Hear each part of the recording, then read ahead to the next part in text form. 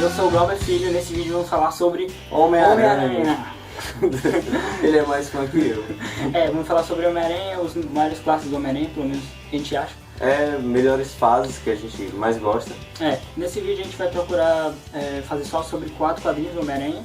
Esse vídeo vai ser dividido em 2 partes, vai ser 4 quadrinhos nesse daqui e 4 em outro vídeo. Exato. E a gente vai meio que por ordem cronológica. Isso. Então, vamos começar logo esse vídeo, né? Pra começar na ordem cronológica tem que começar do começo, né? Exato. De onde mais seria? A gente vai começar Na fase do Stan Lee e do John Romita. John Romita Sr. Beleza, a gente vai começar com Homem-Aranha Nunca Mais, lançado em junho de 1963. Logo no iniciozinho do Homem-Aranha. Que o Homem-Aranha foi criado em 62. Em agosto de 62. E aqui já estamos em 63, já tem um clássico, né? Exato. O Homem-Aranha Nunca Mais, que é uma história muito pessoal do Peter, que são normalmente as histórias que mais... Porque assim, a galera mais se identifica, né?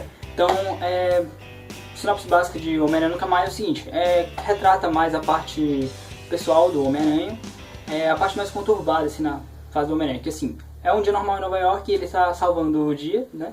E... contra os mais variados vilões. Exato. Só que é um vilão normal.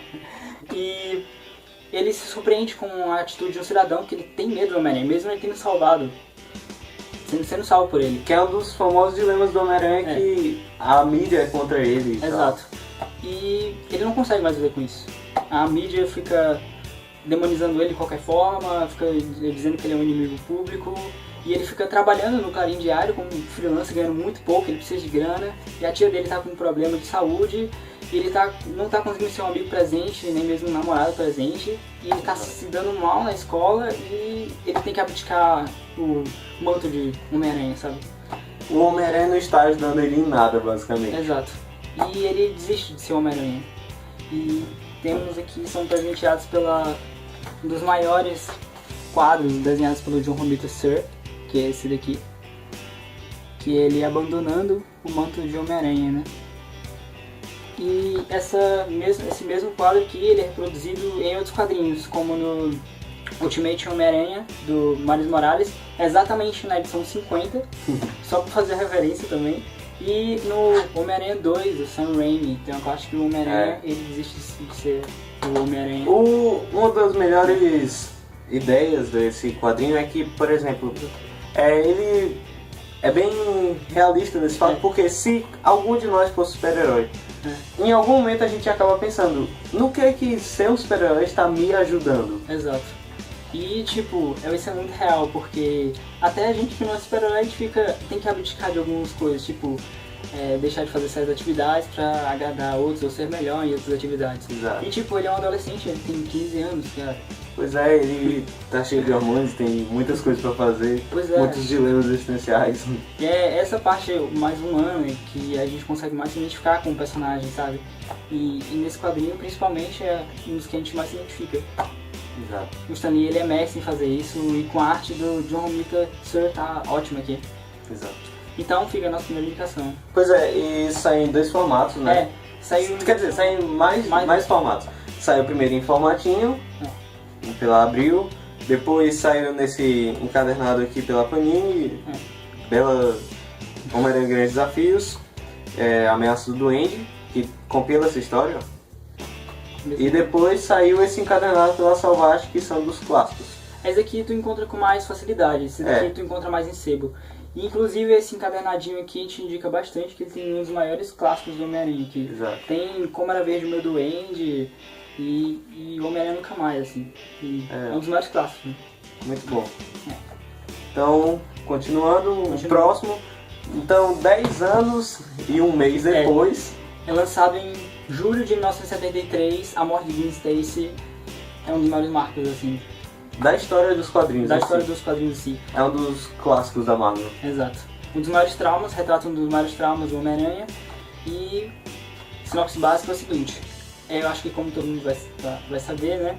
Lançado na edição 121 e 122, escrito pelo Gary Conwell, com a arte do Jill Kane, com a arte final do John Romita Sr. Homem-Aranha, a noite em que a Gwen Stacy morreu, retrata exatamente isso que a gente vai falar. O o Harry Osborn tem mais um problema com drogas pesadas, ele tem uma bad trip direto e os amigos dele têm que salvá-lo de qualquer forma. E nesse dia, inclusive, o pai dele, o Norman Osborn, ele tem uma grande flashback, ele retoma a sua memória de Duende Verde. Só pra explicar um pouco, um pouco antes, o Norman Osborn, que é o Duende Verde, ele tinha de alguma forma perdido a memória. Ele não sabia que ele era o Duende, e ele tinha já descoberto que o Homem-Aranha era o Peter Parker, e ele tinha se esquecido de tudo isso. E aqui ele acaba voltando tudo isso. Ele acaba retoma toda a sua memória e volta a ser o Duende também. O Duende Verde. E ele resolve atacar não o Homem-Aranha, mas o amor da sua vida, a Gwen Stacy, né? Um dos mais carismáticos personagens dos quadrinhos. E ele resolve capturá-la e lançá-la na ponte de Brooklyn. E o Homem-Aranha chega bem na hora, mas ele não consegue salvar mesmo. E foi um grande marco, porque foi o dia que o mal venceu sobre o bem, não foi? Exato. Foi o fim da Era de Prata, não foi? Dos quadrinhos? Foi no fim da Era de Prata dos quadrinhos. Que iniciou uma era um pouco mais sombria, que teve quadrinhos mais pesados, um pouco mais de violência, quadrinhos mais realistas também, quadrinhos que abordassem mais coisas do que simplesmente heróis lutando contra vilões e vencendo no final. Exato. E nesse quadrinho, mais especificamente, o Gary Conway, ele consegue muito bem entrar no psicológico do personagem do Homem-Aranha, do Peter Parker, porque ele se sente culpado, ele sente um remorso absurdo, porque ele acha que ele matou o amor da sua vida e não o Duende Verde. Exato. E isso também tem aquela ambiguidade da teia, Da teia. Pois é, a gente não sabe muito bem até hoje se foi o ato dela já estar morta. Na verdade, se eu não me engano, o Gary Conway diz que foi a teia do Homem-Aranha que morreu, que matou, quer dizer. Meu Deus. E isso traria mais culpa na vida do Homem-Aranha. Exatamente. E o pessoal também, a mídia em geral, fica dizendo que ele matou a Gwen Stacy também. Pois é. E essa parte aqui... E por mais que você saiba que a Gwen Stacy vai morrer, ainda continua sendo muito impactante. Pois é, porque ela foi uma personagem muito bem construída nessas 121 edições, sabe? E todo mundo odiou muito o autor porque ele fez isso, porque ela era a namoradinha de todos as pessoas que leem quadrinhos. E essa cena da Gwen Stacy caindo da ponte de Brooklyn, ela é recontada, reproduzida em outras mídias, assim, em outros quadrinhos. Né? Ela é recontada em Marvels, que é um ótimo quadrinho, por sinal, que é basicamente como se fosse uma pessoa como nós vivendo no mundo dos quadrinhos. Um fotógrafo. É um fotógrafo. E nisso, ele estava lá, ele começa a conhecer a Gwen Stacy. Ele conhece a Gwen Stacy no início do capítulo. Exato. E ele acompanha ela até que ele acaba acompanhando o momento que ela morre e tira uma foto nesse momento. Engraçado que o Peter Parker ele aparece no Clarim Diário, porque o Phil, ele vai pro Clarim Diário, porque ele também é fotógrafo, e ele encontra o JJ e o Peter Parker entregando alguns trabalhos antes da maior trauma, um dos maiores traumas, né? Porque o Peter Parker sabe como é, né? Cheio de trauma. Sim, sem contar que ele já carregava uma culpa que o pai da Gwen Stacy tinha morrido também, por culpa dele. Nossa, é verdade. O Capitão Stacy. Porque umas edições atrás o Capitão Stacy morreu, e muito por causa dele, né? Porque por causa dos vilões dele. Por causa dos vilões dele. Exato. E toda essa tragédia deixa o Homem-Aranha mais culpado e um pouco mais responsável, mais maduro. Exato. Que ele, depois disso, ele acaba tendo mais cautela de não matar, de não acabar sendo consequência da morte de outra pessoa próxima a ele. Porque, se eu não me engano, vamos falar agora do espetacular Spider-Man do 2014, dirigido pelo Mark Webb, que, se eu não me engano, logo no primeiro trailer, que ele fala que quantos mais inimigos, todo dia eu nasço sabendo que quantos mais inimigos eu faço, quantos mais amigos eu tenho, mais inimigos eu vou fazer. Exato. E isso, né, cara, não é culpa deles, né? E essa parte da morte da Gwen Stacy também é retratada no segundo filme que é um filme não tão muito bom, mas que tem partes muito bem, sabe? Tem partes muito boas. Muito boas, assim, muito bem colocadas. Sabe? Então o próximo qual é dos dois? É A Morte de Jim Wolf. Então, o próximo é A Morte de Jim Wolf, feito em 1983, acho. 85. Aqui. Que é uma das histórias mais sombrias, mais pesadas assim do Homem-Aranha. Logo depois da morte de Gwen Stacy, né, começou as coisas mais pesadas. Né? Exato. E essa história, ela é uma história muito humana, porque ela não conta com um vilão com superpoderes. Exato. É simplesmente um cidadão comum com problemas mentais, que ele... O Devorador de Pecados. O Devorador de Pecados, que ele mata as pessoas, né? Dando como se fosse pecados dela que ele iria devorar. Exato, é como se fosse um John Doyle do Seven, do David Fincher. E morre essa personagem, a Jim Wolf, que era uma policial... A capitã de polícia. Capitã de polícia, que era muito amada pelo Homem-Aranha e por todos ao seu redor. E nisso o Homem-Aranha tem muitas reações, ele fica com muita raiva, inclusive. Mais por causa do simbionte também. O simbionte, ele desperta a raiva nele. Pois é, e ele sofre muito, porque era uma personagem querida. Começa com um retrospecto dela, ó, de como era a vida dela. E já na terceira página já aparece ela morta aqui, ó. É bem pesado assim pra época. Pra época, 85. Exato. E todo o quadrinho eles ficam nessa dicotomia, aparece o Demolidor, inclusive. É o Demolidor que, inclusive, é mais violento do que ele, só que nesse quadrinho ele tenta ser mais passivo por causa que o Homem-Aranha tá muito louco, cara. Exato, ele tá possesso de raiva. Possesso de raiva. Porque alguém matou mais uma pessoa próxima a ele e ele não teve como defendê-la. E outra, é um cara que a gente não sabe quem é. Exato, e tem todo esse mistério pra você descobrir quem é o assassino.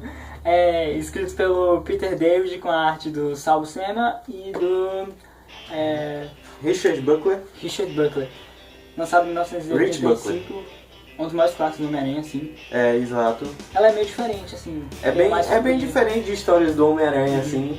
Não parece muito a história do Homem-Aranha, mas é ótimo, é maravilhoso. Se você conseguir em algum sebo ou alguma forma, é muito bom que você compre. Exato. Essa edição não sei se vai sair pela talvez saia pela coleção de Salvage Capa Branca do Homem-Aranha. Pois é, vai lançar uma coleção de Homem-Aranha e pode ser que essa daqui... Se sair, é muito bom que você compre. Porque é muito difícil de encontrar essa daqui. Vamos dando continuidade ao nosso último quadrinho que vamos falar aqui. Ao último quadrinho desse vídeo, que é A Última Caçada de Kraven. Esse aqui é um dos mais famosos. Os mais famosos. Sempre tá no top 5, assim. Se você botar na internet, sempre tá no top 5. Top 3. Top 3, eu já vi top 3 já. E realmente é uma das mais espetaculares histórias do Homem-Aranha de todos os tempos. Engraçado que nesse quadrinho aqui, o Homem-Aranha é meio que só uma ferramenta para que tudo aconteça, assim. É um quadrinho do Homem-Aranha, ambientado no universo do Homem-Aranha. Tanto que o título é o Kraven. Na verdade, o real protagonista é o Kraven, um dos maiores vilões do Homem-Aranha, um dos integrantes do Sexteto Sinistro. Exato. E muito bom. É escrito pelo J.M. DeMatteis, que é um dos maiores escritores do Homem-Aranha, teve uma longa fase, muito reconhecida. E desenhado pelo Mike Zeck, desenho das Guerras Secretas. E tem uma arte muito boa, inclusive. Sequências muito boas. As cores muito sombrias também. O texto é muito pesado, faz você sentir tensão. O Homem-Aranha tá muito raivoso. E ele tá mais adulto também. Tá mais adulto, ele inclusive já tá com a Mary Jane. Ele já se encontra casado aqui? Já se encontra casado. Isso. E o bom do Homem-Aranha é que ele foi um herói que foi crescendo, ele foi se desenvolvendo junto do leitor. Assim, quem acompanhou desde o início, né? Que ele foi envelhecendo, ele foi se casando, encontrando empregos, arranjando outras namoradas. E sofrendo mais traumas ainda, o que faz ele crescer ainda mais como personagem, assim.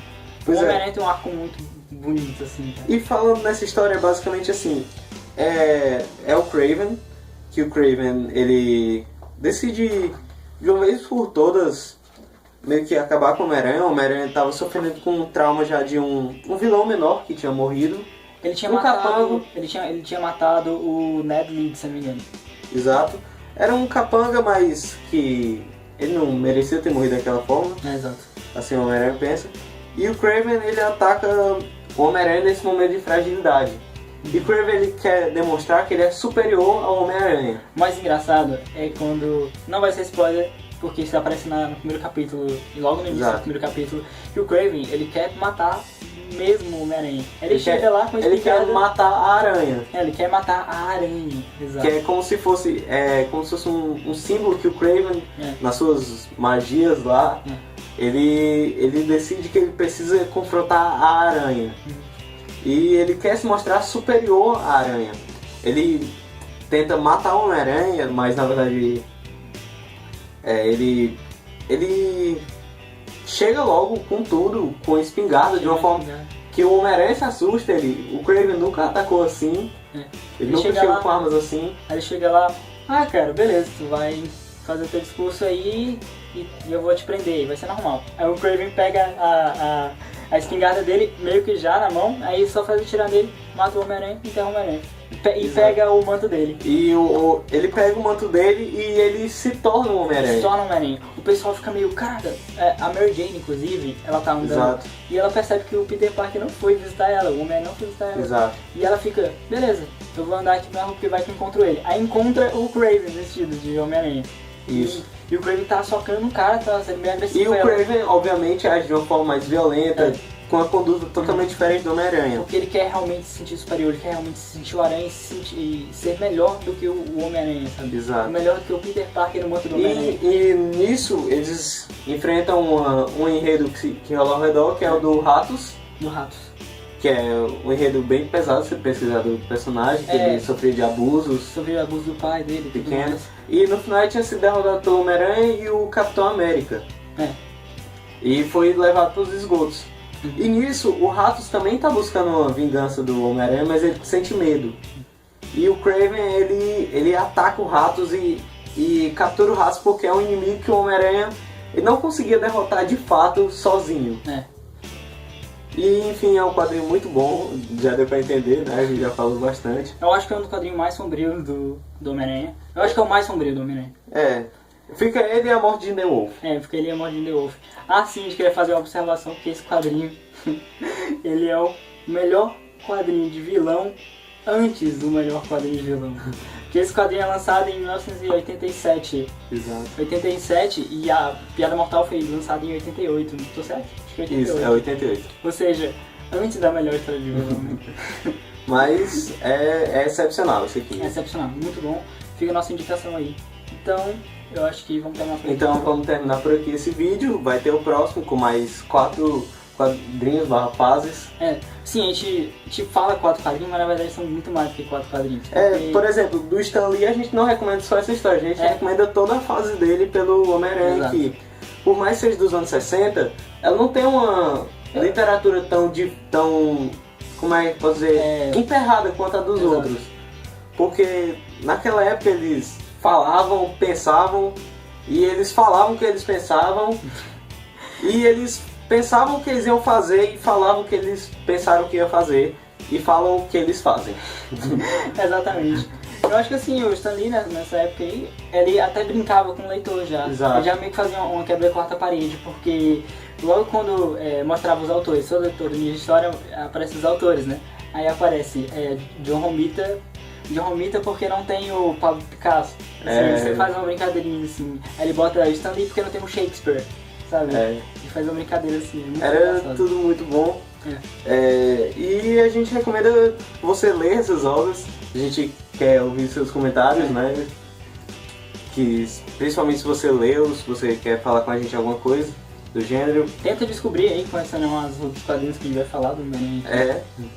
Ah, sim, essa série aqui, ela pode se estender para outros personagens. Para outros personagens. A gente vai procurar fazer um de Batman, uma de Demolidor. Demolidor tem muita coisa, eu acho que vai ser umas 3 partes. Superman. Acho que vai ser uma longa fase, que vai ser muito legal. Vai ser muito legal.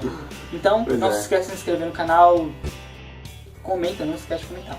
beleza? Compartilhar, se gostar bastante. Compartilhar é muito importante. Então, eu acho que é isso. É isso. Fechou. Valeu. Valeu.